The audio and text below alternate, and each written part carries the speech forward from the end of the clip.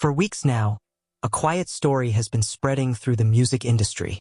Not because it was announced on a stage, not because it was posted online, and not because it was meant to be seen. It began backstage, away from the crowds, cameras, and stadium lights. Something happened during the Eras tour that left seasoned professionals stunned, emotional, and in some cases, speechless. At first, many assumed the reports were exaggerated. Others questioned whether the story had been misunderstood entirely, because if it were true, it would represent one of the most extraordinary gestures ever made by a touring artist. But this moment was never meant to be public. The Eras tour has already been described as historic.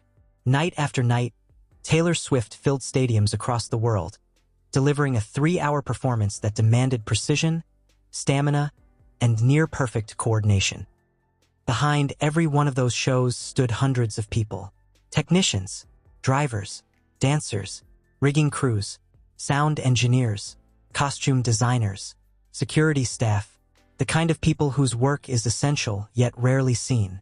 And during one quiet moment backstage, Taylor Swift asked them to thank you. Everybody has the same message on their card, so I was hoping you In could the footage, Swift stands in front of her crew holding a stack of envelopes. There is no stage lighting, no dramatic music, no announcement. Just a room full of people who appear unsure why they've been called together.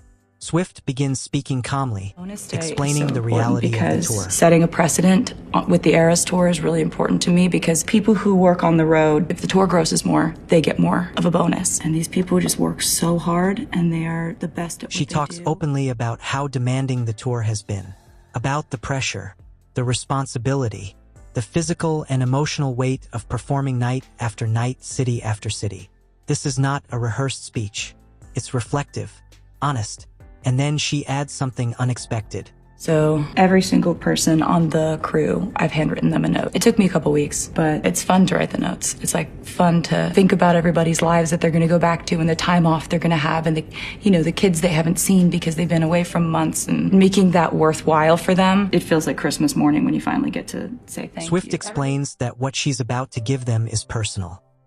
She tells them she wrote it herself, not a team, not an assistant, not management, herself. The envelopes in her hands are handed out one by one. As crew members receive them, there is confusion at first.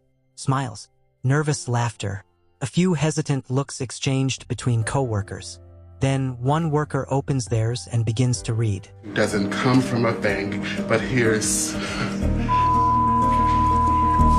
dollars just to say thanks. The reaction is immediate. Hands cover mouths. Eyes widen. Some people laugh. Others grow visibly emotional. A few step back, overwhelmed. This is the moment the story begins to come into focus. According to reports later confirmed by multiple outlets, what Swift handed out were handwritten notes accompanied by bonuses. Not symbolic gestures, not thank you cards.